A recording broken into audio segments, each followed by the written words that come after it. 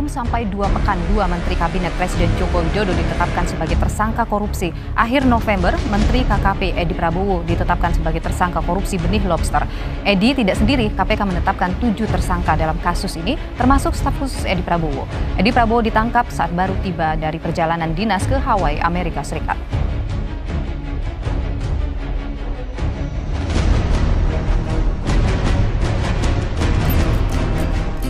Korupsi kini telah menjadi suatu penyakit sosial yang terjadi di Indonesia. Korupsi berkembang dengan amat sangat pesat dan meluas dalam seluruh aspek kehidupan masyarakat. Bukan hanya di pemerintahan saja, korupsi dirasa kian mendarah daging dalam jiwa masyarakat. Menurunnya jiwa kemanusiaan, kemiskinan, antisosial, dan masih banyak lagi dampak yang terjadi akibat korupsi. Hal tersebut tentu saja menjadi tanggung jawab besar bagi kita sebagai agent of change untuk memikirkan bagaimana cara yang tepat untuk mengurangi terjadinya korupsi.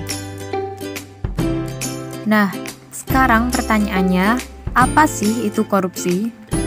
Korupsi adalah tindakan menyalahgunakan kepercayaan publik yang dikuasakan kepada mereka untuk mendapatkan keuntungan sepihak. Ada bermacam-macam bentuk korupsi. Yang pertama, memberi atau menerima hadiah atau janji atau yang biasa kita sebut dengan suap. Yang kedua, penggelapan dalam jabatan. Yang ketiga, pemerasan dalam jabatan. Yang keempat, menerima gratifikasi. Korupsi sendiri bisa terjadi karena banyak faktor.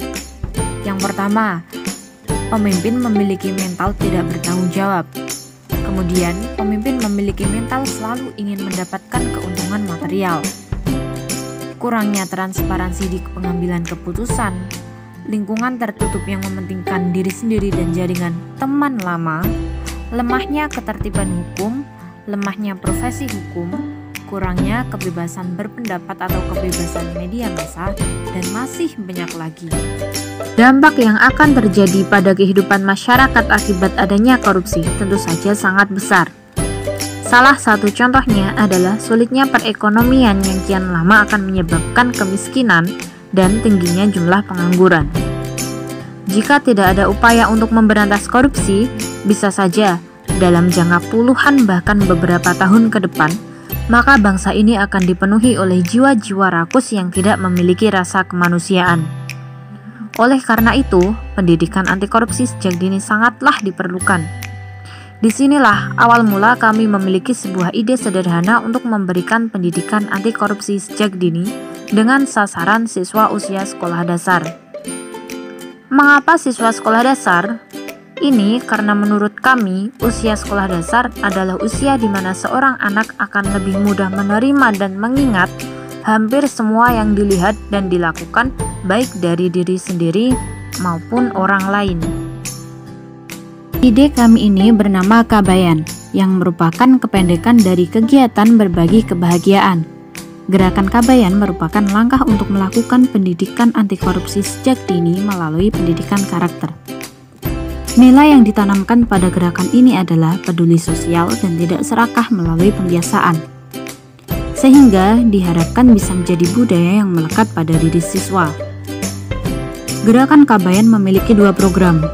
Yang pertama adalah Saku Kabayan. Saku Kabayan merupakan kegiatan yang memanfaatkan kaleng bekas sebagai media. Kaleng itu nantinya akan diberikan stiker berjudul Kabayan dan akan diserahkan oleh guru kepada siswa. Selain kaleng Kabayan, siswa juga akan diberikan perangkat protokol kesehatan, yaitu masker dan hand sanitizer, karena pada saat ini bahaya virus COVID-19 masih mengancam.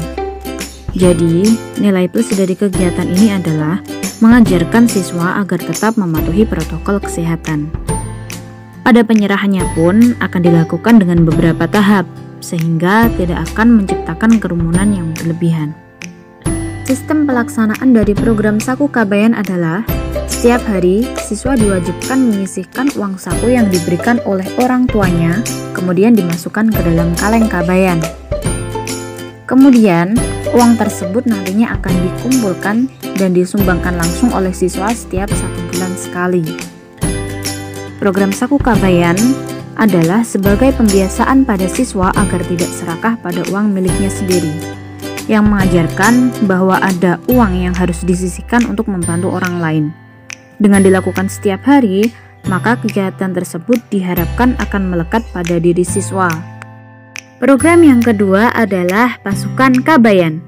Program ini merupakan lanjutan dari program pertama, yaitu Saku Kabayan.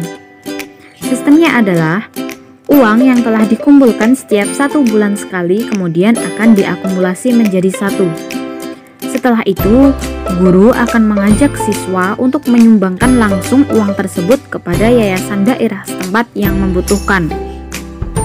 Mengapa guru mengajak langsung siswa untuk terjun? Hal ini adalah untuk menunjukkan kepada siswa bahwa di luar sana masih banyak orang yang membutuhkan. Dengan saling membantu, akan tercipta rasa bahagia. Dari sinilah akan muncul sikap peduli siswa. Tindakan-tindakan korupsi jika terus dibiarkan, semakin lama akan menghancurkan bangsa ini, merongrong persatuan dan kesatuan, juga perlahan akan mematikan rakyat. Dengan adanya gagasan dari kami, yaitu Gerakan Kabayan, yang merupakan implementasi pendidikan anti korupsi sejak dini ini, diharapkan mampu meminimalisir terjadinya korupsi di masa yang akan datang. Gerakan ini diharapkan dapat mendidik karakter penerus bangsa agar memiliki jiwa kemanusiaan sehingga terhindar dari perilaku korupsi.